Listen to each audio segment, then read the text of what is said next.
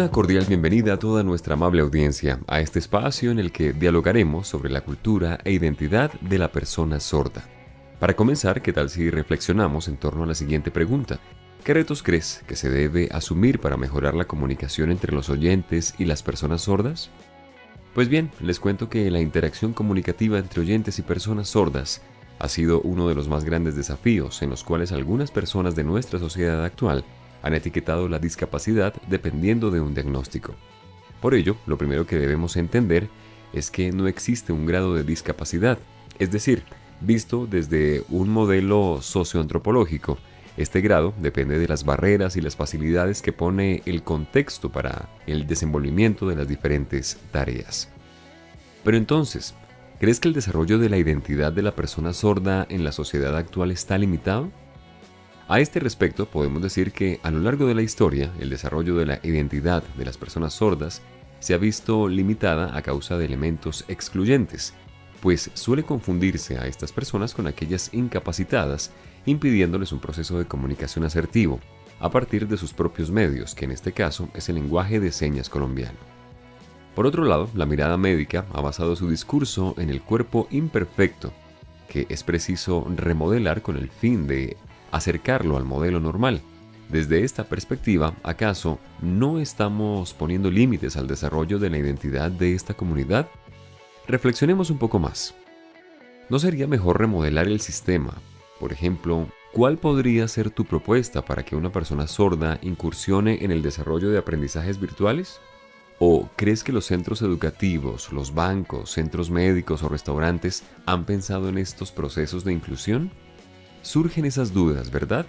Es importante tener en cuenta que dependiendo del contexto, la comunicación se produce de manera espontánea y en otros casos no, pero entonces, ¿cuál sería el sistema para que una persona sorda pueda comunicarse?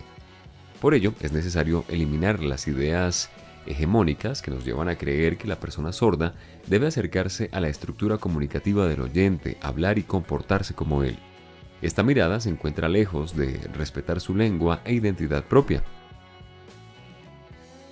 A partir de lo anterior, es claro que muchos estudios han demostrado que la lengua de señas se puede constituir como una lengua completamente visogestual, espacial, con su propia gramática y sintaxis, al igual que la lengua oral.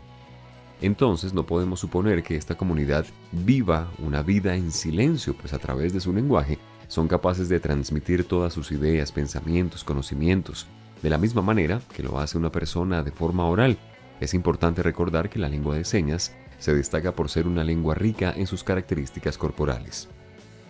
Como vemos, el tema de los límites, el rechazo y la accesibilidad se da más por un desconocimiento que lleva a reproducir creencias o estereotipos que ejercen influencia y dificultan el desarrollo de la identidad de los sujetos con discapacidad auditiva.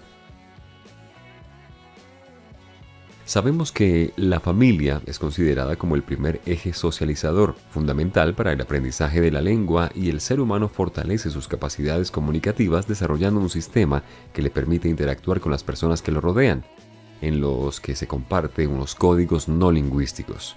En este mismo sentido, entendamos que para la persona sorda, sostener relaciones interpersonales como tener amigos, pertenecer a un grupo, ser aceptado por los semejantes, es fundamental para el desarrollo de las habilidades sociales, favoreciendo la construcción de su propia identidad y de la construcción de una comunidad. Entonces, este espacio de formación, mis queridos estudiantes, es una invitación a entender que la comunidad sorda tiene unas características comunes, comparten costumbres, prácticas, valores y experiencias derivadas de su condición, pero lo que más las une es el desarrollo de su propia lengua que al conocerla y estudiarla te permitirá tener comunicaciones significativas, de la misma manera que se logra en cualquier otra lengua.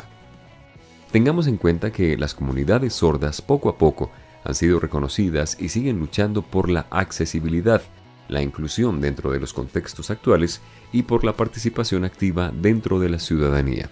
Por lo tanto, podemos afirmar que la lengua de señas ofrece un gran universo de conceptos que facilita el acceso al conocimiento, la expresión de los pensamientos, emociones e ideas, donde ratifica el desarrollo de una identidad. En dicha lengua, la entonación y la acentuación se manifiestan a través de la expresión oral, los movimientos de la cara, el cuerpo y la agilidad con las manos. Esta lengua, como cualquier otra, contempla una estructura gramatical en las que las señas se producen de manera esquemática a partir de cada contexto. Debemos identificar que no solo existe un lenguaje de señas desde la perspectiva mundial. La razón es porque este tipo de lenguaje es de carácter visual, es decir, cada país desarrolla su propio lenguaje de señas que se deriva de las costumbres, creencias y experiencias brindadas. El lingüista William Stokroy se encargó de demostrar que el código de comunicación visual y gestual que utilizan las personas sordas reúne todas las características morfológicas y sintácticas de una lengua y es homologable a cualquier otra lengua hablada. Esto dio lugar a un nuevo paradigma. Estamos hablando de la visión socioantropológica, la cual considera a la persona sorda como un sujeto partícipe de una comunidad, cuyas características le son propias según una cultura específica. Por otro lado, les compartiría algunas alternativas para que las personas sordas se sientan más involucradas dentro de la sociedad. Primero, podríamos contar con intérpretes de señas en los espacios públicos. Y como estamos inmersos en la tecnología, se puede brindar acceso a la información por medio de pantallas con subtítulos o la implementación de una aplicación que permita la traducción en lengua de señas, mientras que el hablante se comunica. Esto facilitaría su inmersión social. De igual manera, ofrecer la traducción de lengua de señas desde espacios remotos, plataformas, videollamadas, etc., incrementaría las oportunidades laborales para esta comunidad. ¿Se les ocurre alguna otra alternativa? Ahora bien, todas estas posibilidades permitirían el acceso de esta población a muchos espacios de la sociedad que ahora mismo presentan bastantes limitaciones, de manera que podamos trabajar por una sociedad más justa e igualitaria. Por otro lado, al afirmar que el sordo es antisocial, odioso, etc., se está sobreponiendo nuestra forma de pensar, nuestra lengua y cultura. Cabe preguntarse entonces, cuando la persona sorda manifiesta algo, ¿desde qué cultura lo debe hacer? Si su lengua y sus vivencias marcan su ser, es lógico que lo haga desde su posición cultural sorda, pero ¿es esto medible con nuestros valores normo-oyentes? Es clave que comprendamos que la integración de una persona sorda a su vida escolar, social, médica, ha estado posicionada desde la perspectiva del oyente. En esta visión parcial del otro, también se posicionan los mitos populares, los saberes y los comunicados que se hacen sobre ellos. Un dato que les puedo contar es que desde la época del Congreso de Milán, la prensa ocupaba su lugar fundamental informando en The Times la sordera ha sido abolida, ya que lo difundían para dar mayor aval al oralismo y a la visión de los normo-oyentes sobre el sordo. Y es así que se continúa diariamente con la lucha de diferentes mecanismos para que el sordo pueda escuchar y de esta manera comunicarse con un oyente.